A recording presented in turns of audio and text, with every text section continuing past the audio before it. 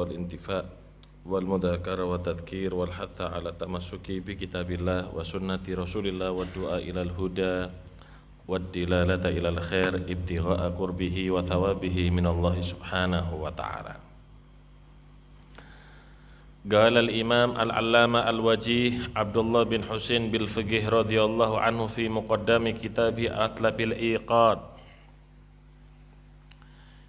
Masih membahas sifat-sifat daripada ulama akhirat, termasuk sifat daripada ulama akhirat warok daripada berfatwa. Artinya mereka tidak gampang dan tidak mudah untuk mengeluarkan fatwa.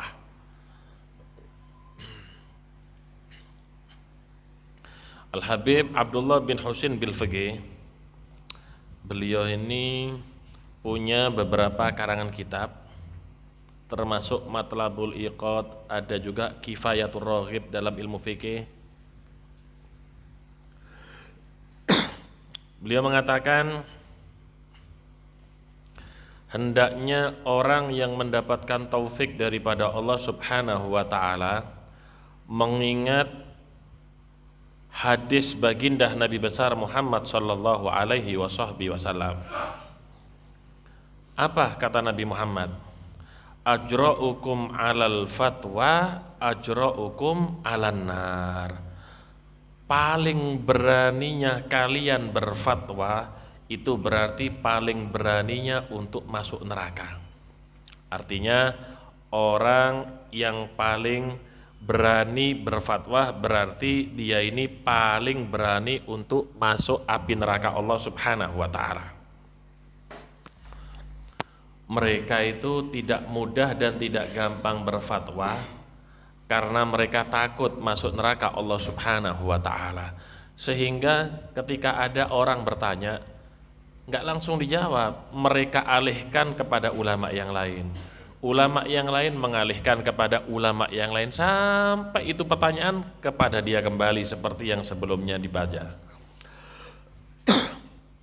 Kalau kita melihat keadaan daripada salafus soleh, kalau kita melihat keadaan daripada salafus soleh, daripada para sahabat, para tabi'in, dan juga ulama-ulama setelah mereka, bagaimana taharrihim fil fatwa, bagaimana berhati-hatinya mereka dalam berfatwa, ma'am kaniyati aqdamihim fil ulum, padahal mereka ini kokoh ilmunya, padahal mereka ini memiliki kemampuan untuk menjawabnya, tapi mereka hati-hati. Wa quwwat ijtihadihim, mereka ijtihad, orang-orang ahli ijtihad, bukan orang-orang seperti kita yang cuma menghafal matan, memahami ibarat. Mereka ini orang-orang yang ahli ijtihad tapi tidak berani untuk berfatwa. Wa bu'dihim anil hawa, dan mereka ini juga jauh daripada yang namanya hawa nafsu. Jauh dari hawa nafsu. Bukan mereka enggak ada hawa nafsunya, ada, cuma mereka mampu mengalahkan daripada hawa nafsu. Beda dengan kita, lebih banyak dikuasai hawa nafsu daripada kita mengalahkan daripada hawa nafsu.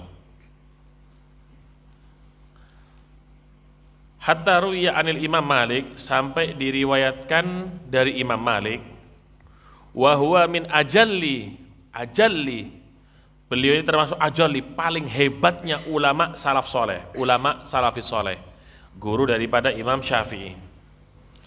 Annahu ajaba ala arba'i masaila min nahwi arba'ina mas'alah. Beliau ini ketika ditanya suatu ilmu, ada 40 soal. Beliau ini ditanya 40 soal, cuma beliau hanya menjawab apa? 4 soal. Dari 40 soal yang ditanyakan, 4 soal yang beliau jawab. Padahal kalau kita ditanya 4 soal, jawabnya bisa 10 soal kita ini. Beliau 40 yang dijawab 4, padahal Imam Malik, ulama mujtahid mutlak, guru Imam Syafi'i. Imam Syafi'i hebatnya seperti itu, gimana dengan gurunya? Itu 40 soal, hanya 4 soal yang dijawab oleh Imam Malik. Qala fil Bawaqi, Sisa soalnya apa jawaban daripada Imam Malik? Allahu a'lam. Allahu a'lam. Allahu a'lam. Sampai pernah kejadian itu. Ada kejadian Imam Malik ini, di zaman Imam Malik ada seorang perempuan. Ada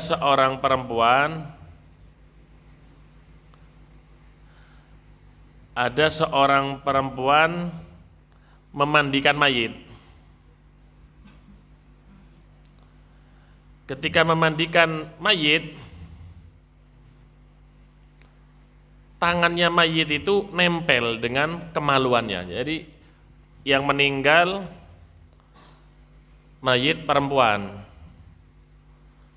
yang memandikan juga perempuan,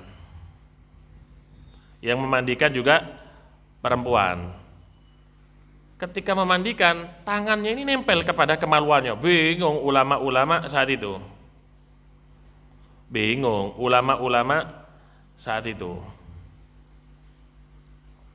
Akhirnya ada yang mengatakan dipotong aja tangannya.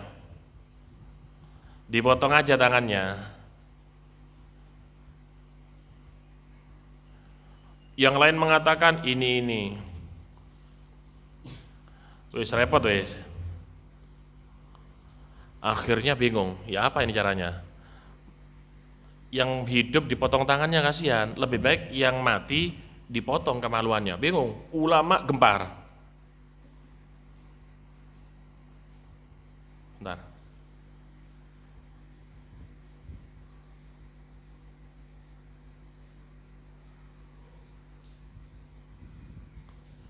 Sepenting.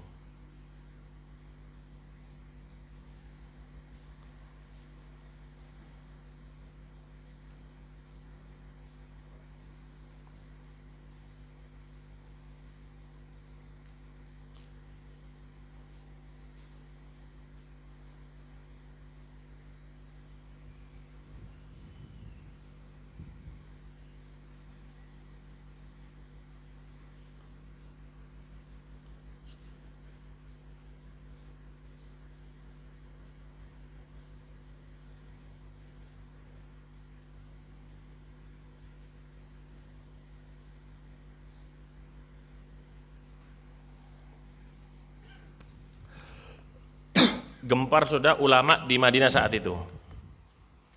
Imam Malik santai, lihat, ulama akhirat santai. Yang lain ngomong potong tangan yang memandikan, jadi nempel sama kemaluannya, nggak bisa dilepas. Satunya kemaluannya jadi potong. Imam Malik santai. Akhirnya ulama-ulama yang banyak itu datang Imam Malik. Ya apa ini Imam Malik? Nggak bisa lepas ini tangannya, kita potong aja. Sebentar, nggak usah. Imam Malik langsung tanya kepada siapa? Perempuan yang memandikan, yang nempel tangannya dengan kemaluan mayit.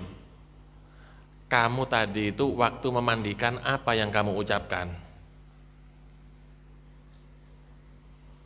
Apa yang kamu ucapkan? Dia ternyata qadzaf, menuduh. Dalam hatinya menuduh siapa? Bukan dalam hati, diucapkan, cuma waktu memandikan. Ini kemaluan ini berzina, banyak berzina katanya. Gara-gara qadzaf akhirnya nempel. Apa kata Malik? Dicambuk coba perempuan itu. Yang memandikan dicambuk. Setelah dicambuk karena qadzaf kan 80 kali. Dicambuk 80 kali, akhirnya lepas tangannya itu yang nempel lepas. Kenapa? Karena qadzaf. Lihat ulama akhirat. Enggak sembarang mereka ini menjawab daripada pertanyaan. Kemudian sifat daripada ulama akhirat at-tarafu anid dunya. Mereka ini bukan orang-orang yang cinta dunia, bukan orang-orang yang senang dengan adanya dunia. Imam Syafi'i itu ketika enggak punya uang, kata Imam Syafi'i apa? Marhaban bi syi'aris sholihin. Marhaban, selamat dengan syiarnya orang soleh. Selamat dengan syiarnya orang soleh.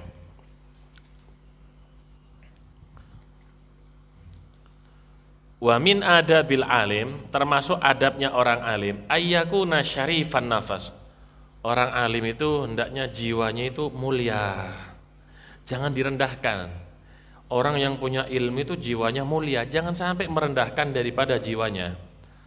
Murtafi'an anil jababirati wa abna'id dunya, menjauh daripada jababiro, orang-orang yang zalim, menjauh daripada orang-orang otoriter, penguasa-penguasa, wa abna'id dunya, dan anak-anak dunia, artinya orang-orang yang tenggelam dalam urusan dunia. Tenggelam dalam urusan dunia, menjauh dari ini semua, gak usah didekati. Kenapa? Merusak hati nanti itu, merusak hati kita. Qala Ibn Mas'ud, dikatakan oleh sahabat Ibn Mas'ud, lau anna ahlal ilmi sanul ilma wa wada'uhu inda ahli sadu bihi ahla zamanihim. Lau anna ahlal ilm, seandainya orang yang punya ilmu, sanul ilma, mereka ini menjaga daripada ilmunya mereka, wa wada'uhu, dan mereka meletakkan itu ilmu inda ahli, kepada orang yang berhak menerima ilmu, sadu, maka mereka akan menjadi pemimpin bihi, dengan ilmu tadi, ahla zamanim, kepada penduduk di zamannya. Orang yang punya ilmu, seandainya ilmu tadi diberikan dan diletakkan kepada orang yang berhak untuk menerima ilmu, maka dia pantas menjadi pemimpin daripada penghuni di zamannya. Orang alim itu menjadi pemimpin. Walakin, akan tetapi, kata Ibn Mas'ud, badaluhu li ahli dunya, mereka mengorbankan mengorbankan daripada ilmunya, li ahli dunya, tapi ilmunya yang harus diberikan kepada santri, kepada yang ada di pondok, kepada yang ada di masjid, tapi ilmunya diberikan kepada orang-orang yang cinta dunia. Artinya ilmunya dijadikan jaring untuk menangkap harta-harta atau uang-uang daripada orang-orang. Tujuannya apa? Ilmu tadi diberikan kepada orang-orang ahli dunia, liyanalu min dunyahum. Tujuannya agar supaya dia mendapatkan daripada apa? Hartanya, mendapatkan daripada uangnya. Apa yang terjadi? Fahanu ala ahliha. Akhirnya dia ini derajatnya hina dan rendah di mata orang yang ahli dunia. Kenapa? Orang yang punya ilmu itu tinggi, hanya Allah Subhanahu wa ta'ala yang mengetahui kadarnya. Tetapi ini orang ketika menghinakan daripada dirinya dengan menghamba kepada orang-orang yang cinta dunia, akhirnya hina di mata orang-orang yang suka dunia. Kenapa? Karena sudah ada nilai dan sudah ada harganya. Nilainya ini sekian juta, nilainya ini sekian, nilainya ini dikasih mobil sudah menurut. Itu ulama yang memberikan ilmunya kepada penduduk dunia. Jangan, sayang, ilmu kita ini enggak ada nilainya. Ilmu kita ini sangatlah mahal, tidak bisa dibeli dengan dunia seisinya. Maka sangat keliru jika kita menjual daripada ilmu kita kepada siapa? Kepada orang-orang yang cinta dunia, sehingga kita menjadi hina di mata mereka. Wa ila dzalika asyar al-Faqih al-Jurjani rahimahullahu haitsu qala syi'ran. Di sini dikatakan oleh al-Imam al-Jurjani, ulama Syafi'i, alim. Apa kata beliau? Walam abtadil fi khidmatil ilmi muhjati li akhduma man laqaitu lakin li akhduma, lakin li ukhdama. Aku ini tidak menghinakan diriku, jiwaku di dalam khidmah kepada guru yang aku temui. Aku ini khidmah kepada guruku, kepada ustadku, walaupun semua jiwa ragaku aku berikan. Lam abtadil, aku ini tidak merasa hina. Tapi lakin li ukhdama, tapi nanti kalau aku sudah punya ilmu, aku punya murid, nanti muridku juga berkhidmah kepada aku. A'ashqa bihi gharsan wa ajnihi dhillatan. Apakah celaka orang yang menanam ilmu dan yang memetik daripada ilmu dan mereka merasa hina? Orang yang mencari ilmu, yang memetik ilmu, apakah mereka ini dianggap hina? Idzan fatibaul jahli qad kana ahzama. Kalau orang yang khidmah dengan yang punya ilmu, kalau orang ini mencari ilmu dianggap hina, ya berarti mengikuti orang yang bodoh ini dianggap benar. Fatibaul jahli berarti mengikuti orang yang bodoh dianggap benar. Kalau orang yang mencari ilmu dianggap hina. Jadi kalau mencari ilmu dianggap hina, khidmah kepada kiai, kepada guru ini dianggap jelek, ya ikut orang bodoh aja kalau dianggap benar. Tapi sebaliknya justru orang yang khidmah kepada siapa? Kiai, kepada guru, orang yang mulia. Walau anna ahlal ilmi sonahum walau abdamuhu fis suduri la uddima. Seandainya orang-orang yang punya ilmu ini sonuhu, menjaga daripada ilmunya, seandainya orang-orang yang punya ilmu itu menjaga daripada ilmunya, sonahum, ilmu yang akan menjaga mereka. Kita mau berbuat maksiat diingatkan sama ilmunya, haram. Kita mau berbuat ini, makruh, ilmunya yang mengingatkan kita. Kenapa? Karena kita menjaga ilmu, maka efeknya apa? Ilmu yang akan menjaga kita. Walau addomuhu fis suduri la uddima. Seandainya dia mengagungkan daripada ilmu fis sudur yang ada dalam hatinya, la uddima, niscaya dia akan diagungkan karena ilmu yang ada padanya. Orang itu yang dihormati, yang dimuliakan karena dia menghormati dan mengagungkan daripada ilmu. Sebaliknya orang yang merendahkan daripada ilmu, ya akan direndahkan pula. Walakin ahanuhu fahanu.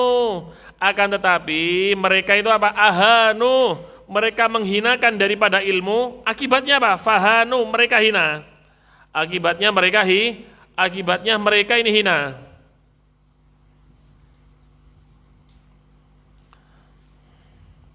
Jadi apa namanya? Mereka ini menghinakan ilmu, akhirnya mereka hina. Wadan nasu muhayyahu bil atma'i hatta tajahama, dan mereka mengotori daripada dirinya dengan ketamakan dia kepada dunia. Dengan kerakusan dan ketamakan dia kepada apa? Dunia. Dia sendiri mengotori. Dia kotori ilmunya dengan apa? Cinta dunia, tamak dengan dunia. Wali Sayyidina Imam Ali bin Muhammad Al-Habsyi rahimahullah wa rahimna bihi nadaman.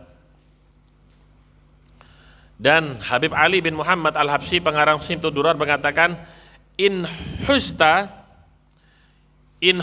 ilman fattakhid hirfatan tasunu ma al-wajhi la yubdhalu. In husta ilman, kalau kamu ini punya ilmu, fattakhid hirfatan, jangan lupa punya pekerjaan. Kalau kamu sudah punya ilmu, pulang dari pesantren, jangan lupa punya pekerjaan. Mungkin punya toko jualan, mungkin punya keahlian mebel atau yang lain. Artinya Pak, ilmunya jangan diperjualbelikan. Jangan ilmunya yang diperjualbelikan, nggak ada harganya ilmu ini. Ilmu ini nggak ada harganya, jangan diperjualbelikan. Tapi hendaknya kita punya pekerjaan. Habib Bakar Gersik itu wali kutub jualan peniti. Habib Ja'far bin Syekhon jualan mereka ini. Pernah ada orang datang ke Habib Bakar Gersik, dibeli barang-barangnya. Anak beli banyak, loh kok banyak sekali. Apa kata orang itu? Saya kepingin barokah. Gak dijual sama Habib Bakar, saya ini gak jualan barokah. Gak jualan barokah, saya jual peniti. Gak jual barokah saya ini. Begitu aulia. Jadi kalau bisa orang yang punya ilmu itu punya pekerjaan. Tasunu ma'al wajhi la yubdhalu.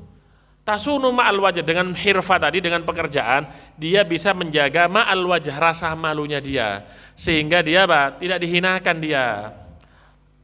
Wala tashinhu anturasa ilan fasya'nu ahli ilmi ayus'alu. Jangan sampai kamu ini merendahkan daripada dirimu menjadi sa'il, pengemis, menjadi orang yang minta-minta. Kenapa? Fasya'nu ahlil ilmi ayus'alu. Karena hakikat orang yang punya ilmu itu dia yang diminta, bukan dia yang meminta. Jadi kalau bisa punya pekerjaan bagi santri-santri setelah lepas dari pondok, agar tidak minta-minta, agar dia bisa menjaga harga dirinya.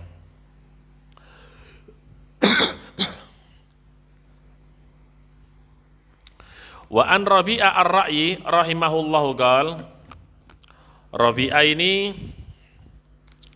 seorang ulama yang hebat. Rabi'ah ini ulama yang hebat. Sampai Imam Malik itu mengatakan ahli ijtihad, rasionalis orangnya, pintar, otaknya cemerlang. Sampai Imam Malik itu mengatakan ketika Rabi'ah ini meninggal apa? Zahabat halafatul fikih. Hilang kelezatan dan kenikmatan daripada belajar fikih setelah meninggalnya Rabi'ah. Karena orangnya ini rasional. Ini menurut akal gini, ini begini. Nyambung, bukan asal-asalan. Jadi orang senang dengan Rabi'ah. Tapi setelah beliau meninggal, orang yang belajar fikih itu mulai kurang respon sudah dengan meninggalnya Rabi'ah. Apa yang dikatakan oleh Rabi'ah?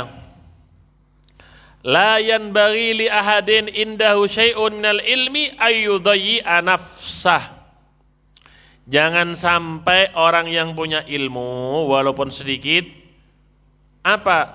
menghinakan dirinya, menyia-nyiakan dirinya, mendekat kepada orang-orang yang berharta, menjadi budaknya penguasa, menjadi budaknya abnaud dunya. Jangan. Nanti engkau dirimu tidak ada harganya di mata mereka yang asalnya engkau ini nilainya tinggi di sisi Allah Subhanahu wa taala.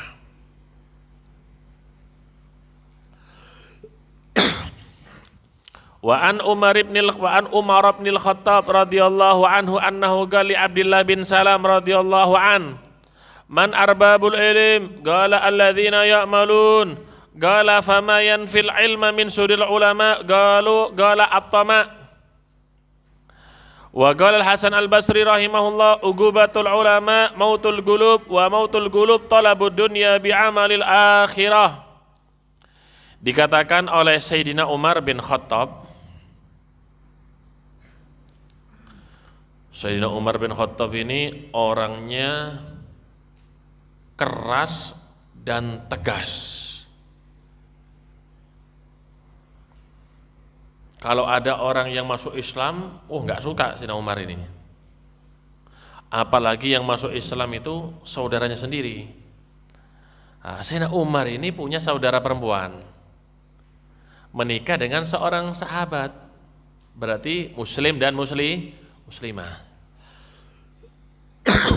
Suatu saat Sayyidina Umar ini ingin ke rumah adiknya perempuan, mendengar suaminya itu masuk Islam, tempeling,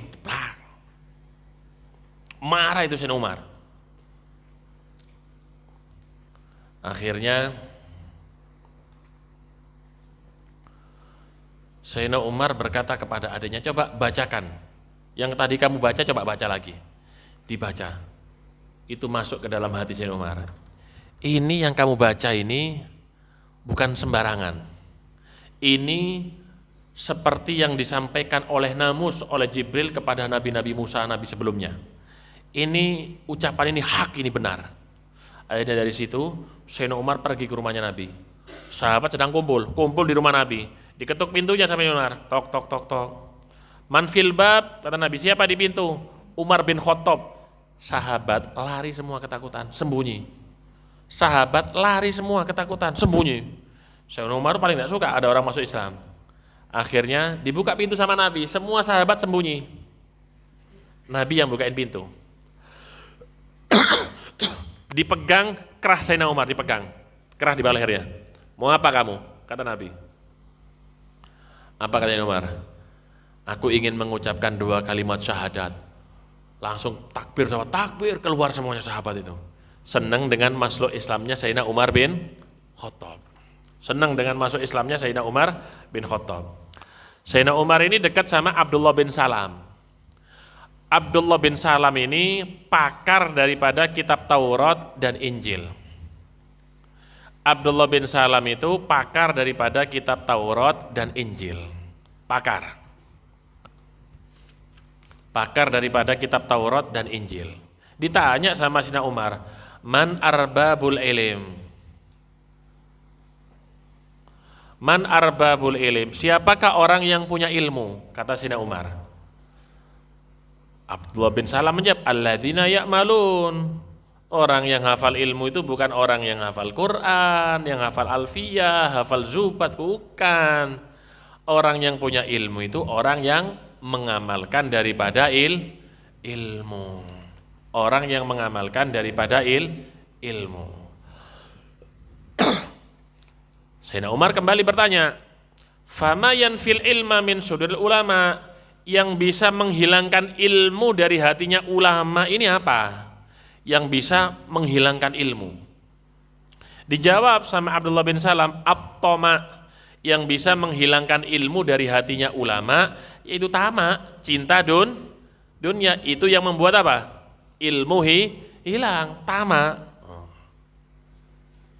Kemudian Imam Hasan Basri mengatakan, Imam Hasan Basri ini murid daripada Sayyidina Ali bin Abi Thalib. Hebat Imam Hasan Basri ini. Semua ucapan yang keluar dari lisannya itu hikmah. Semua ucapan yang keluar dari lisannya itu hikmah. Seandainya boleh, ini seandainya boleh, ada nabi lagi setelah Nabi Muhammad, Imam Hasan Basri ini yang pantas beliau. Ucapannya semuanya hikmah.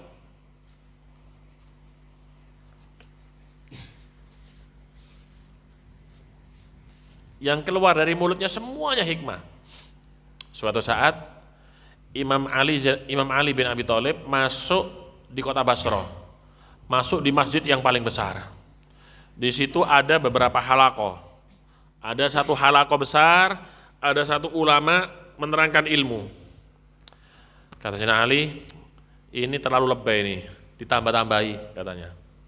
Akhirnya sampai di halaqah Imam Hasan Basri yang saat itu masih muda. Kata Imam Hasan Basri, ini baru ulama ini katanya. Jadi dengan persaksian dari Imam Ali, Imam Hasan Basri ini ulama yang hebat. Apa kata beliau? Uqubatul ulama mautul gulub. Uqubah, hukuman bagi ulama adalah matinya hati. Hukuman bagi ulama itu bukan mereka nggak punya mobil. Hukuman bagi ulama itu bukan mereka nggak punya pesantren. Hukuman bagi ulama itu bukan mereka yang nggak punya murid, bukan. Hukumannya ulama itu mautul qulub. Apa? Matinya hati. Wa mautul gulub talabud dunya bi amalil akhirah. Dan matinya hati itu dikarenakan apa? Mencari dunia dengan amalan akhir. Ilmunya digunakan untuk cari uang, sholatnya digunakan cari uang, puasanya digunakan untuk mencari harta, digunakan untuk mencari tahta. Yang harusnya amalan akhirat ini diperjualbelikan hanya kepada Allah, tapi ini diperjualbelikan kepada siapa? Manusia untuk mendapatkan daripada hartanya. Wa qala Abdullah bin Mubarak rahimahullah, man hamalal Qur'an thumma mala bi qalbihi ila dunya faqad ittakhadha ayatillahi huzwan wa la'iba. Kata Abdullah bin Mubarak ini, orang yang ahli Quran, ahli tafsirnya Quran, ahli Quran, ulama maksudnya, karena dulu yang hamal Quran ya ulama, orang yang punya ilmu, tapi mengejutkan, hatinya itu condong kepada apa? Dunia. Hatinya condong kepada dunia. Maka dia benar-benar menjadikan daripada ayat Allah Subhanahu wa ta'ala sebagai mainan, sebagai bahan jual beli, sebagai barang dagangan. Hati-hati, jangan sampai ayat-ayat Al-Quran, ilmu-ilmu itu menjadi barang dagangan yang diperjualbelikan.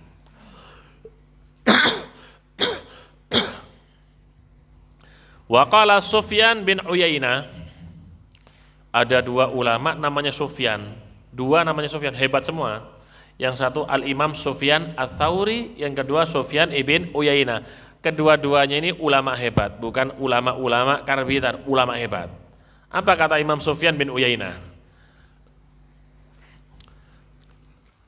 Balaghana an Ibni Abbasin annahu qala law anna hamalatal Qur'an akhadhuhu bihaqqi wa ma yanbaghi la ahabbahumullah walakin dolabu bihi dunya fa abghadahumullah wa hanu 'alan nas. Seandainya hamalatul Quran, orang yang punya ilmu itu mengambil daripada itu Al-Quran dengan haknya Al-Quran yang sesuai, artinya Al-Quran itu diambil dan dibagikan kepada orang yang berhak untuk menerima ilmunya, la ahabbahumullah, niscaya dia akan apa? Menjadi kekasih Allah Subhanahu wa ta'ala. Dia menguasai Al-Quran, dia bagikan itu Al-Quran kepada, dia ajarkan kepada siapa? Kepada orang-orang yang memang berhak untuk menerima daripada Al-Quran, kepada orang-orang yang berhak untuk mempelajari Al-Quran. Maka la ahabbahumullah, dia akan dicintai oleh Allah. Tapi sebaliknya, orang yang ahli Quran ini tolabu bihi dunya, Al-Quran dijadikan jembatan untuk mencari dunia. Kurang ajar. Al-Quran jadikan jembatan untuk dunia.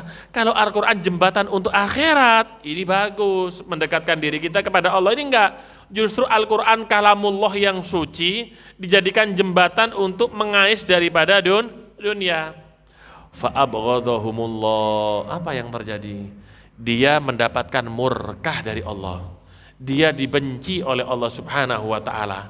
Akibatnya wahanu 'alan nas, dan mereka ini hanu 'alan nas, mereka akan hina di mata manusia. Sebagaimana dia mengagungkan ilmu akan diagungkan, sebagaimana dia meremehkan dan merendahkan daripada ilmu, dia juga akan diremehkan dan akan direndahkan. Dzakara al-Imam Al-Ghazali annal alim alladhi huwa min abna'id dunya akhassu halan wa asyaddu adzaban minal jahil. Kemudian kita dijaga. Apa kata Imam Ghazali? Orang alim tapi dia ini menjadi penjilat, menjadi abna'ud dunya. Orang alim tapi menjadi penjilat, suka dengan dunia. Dia ini lebih jelek keadaannya dan lebih menyakitkan azabnya, lebih parah azabnya dibandingkan daripada orang-orang yang apa? Yang bodoh, kata Imam Ghazali.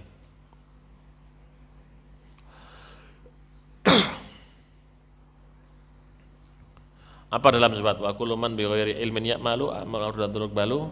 Apa terus?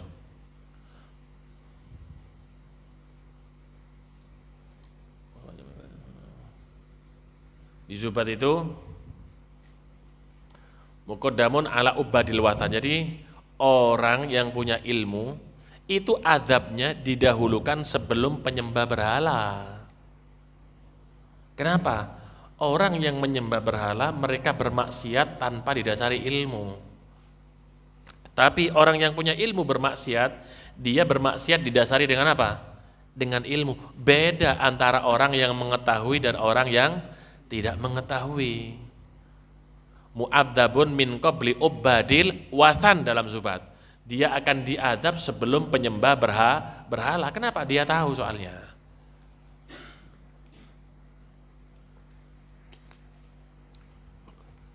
Fa'alimun bi ilmihi lam ya'malan mu'adzabun min qabli ubadil wathan. Itu kata Ibn Ruslan dalam Zubat.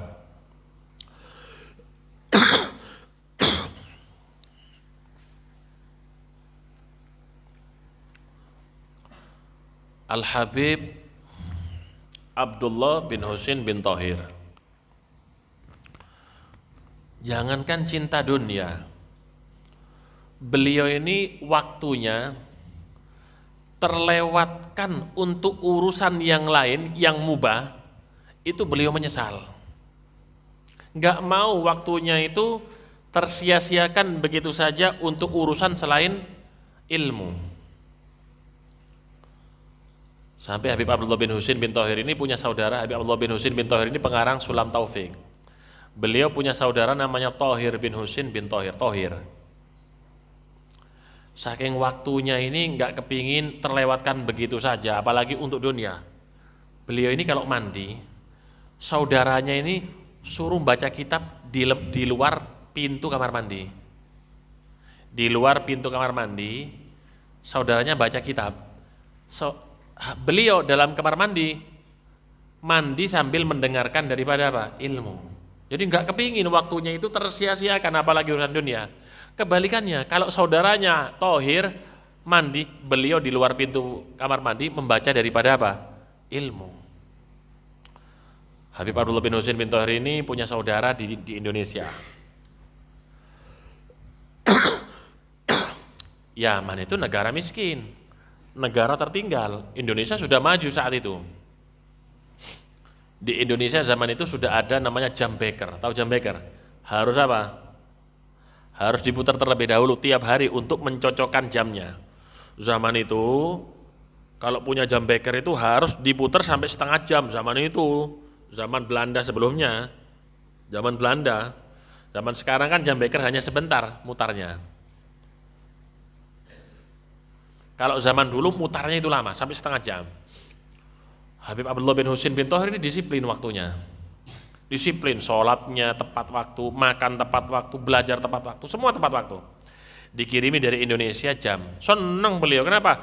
Ada jam ini justru mengingatkan saya dan saya waktunya bisa apa? Digunakan tidak sia-sia, senang. Sehari dipakai, 2 hari dipakai, ketiga hari kesel beliau. Muter tiap pagi ini setengah jam.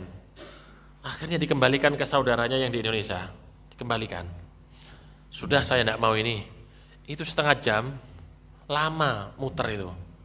Itu setengah jam, saya gunakan untuk ngaji Al-Quran, itu sudah dapat 2-3 juz katanya. Kalau baca kitab sudah dapat banyak. Saya nggak mau ini. Kenapa? Menghalangiku untuk berbuat baik. Padahal bukan urusan dunia lagi. Tambah jauh beliau nggak mau. Sampai beliau mengatakan apa? Sampai beliau berteriak apa? Yang punya waktu dan waktunya dijual, saya beli waktunya. Saya gunakan untuk ibadah. Kalau punya waktu dijual, saya beli. Guru kami, Habib Umar, guru dari Mas Imam, Mas Ahmad juga mengatakan apa? Kita ini loh punya waktu 24 jam, kita gunakan untuk dakwah ini berkurang. Kok masih digunakan untuk selainnya? Rugi kita. Kata Habib Abdullah bin Husin bin Tohir, ma fa'altu makruhan wala hamamtu bihi. Aku ini tidak pernah mengerjakan sesuatu yang makruh. Apalagi apa? Punya keinginan dalam hati untuk mengerjakan yang makruh, kata Habib Abdullah bin Husin bin Tohir. Begitu ulama-ulama akhirat itu. Jangankan urusan dunia. Urusan dunia sudah mereka talak 3 sudah. Urusan dunia mereka talak 3. Sesuatu yang menjadi kebutuhan mereka pun itu ditinggalkan oleh mereka. Kenapa? Takut mengambil daripada waktunya mereka untuk ibadah kepada Allah Subhanahu. Kalau kita makan, lama mungkin, perlu waktu 10-15 menit habis makan, belum orang-orang itu minum kopinya, merokoknya, semacam-macam, setengah jam lebih. Habib Abdullah bin Husin bin Tohir tidak. Makanan beliau setiap hari itu ditumbuk sampai halus. Makanan itu ibarat seperti susunya anak kecil, tinggal dikasih air, kemudian dia apa? Diaduk, diminum. Seperti itu makanannya beliau tiap hari. Kenapa? Enggak makan waktu yang lama, tidak mengambil waktu yang lama, sehingga waktunya bisa saya gunakan untuk ibadah kepada Allah Subhanahu wa ta'ala. Makanya orang-orang yang belajar ilmu, paling utama itu modal dia di pesantren satu, waktu. Waktu itu yang disiplin sekali. Jangan sampai waktu ini kita gunakan untuk apa? Di luar daripada mempelajari ilmu. Boleh sekali-kali kita duduk dengan teman-teman, ngobrol, mungkin jenuh, ini apa? Tapi kalau bisa waktunya semuanya digunakan untuk apa? Digunakan untuk berdakwah kepada Allah Subhanahu wa ta'ala. Waktunya digunakan untuk menghafalkan, untuk memahami daripada ibarat kitab. Insya Allah Allah memberikan barokah dan membuka jalannya, dan diberi pemahaman yang cepat oleh Allah Subhanahu wa ta'ala. Amin. Allahumma amin. Mudah-mudahan kita semua diberi ilmu laduni oleh Allah Subhanahu wa ta'ala. Amin. Fatihah bil qabul wal iqbal wal usul. wa ila hadrat Rasul Abil Batul. Wassalam. Al-Fatihah.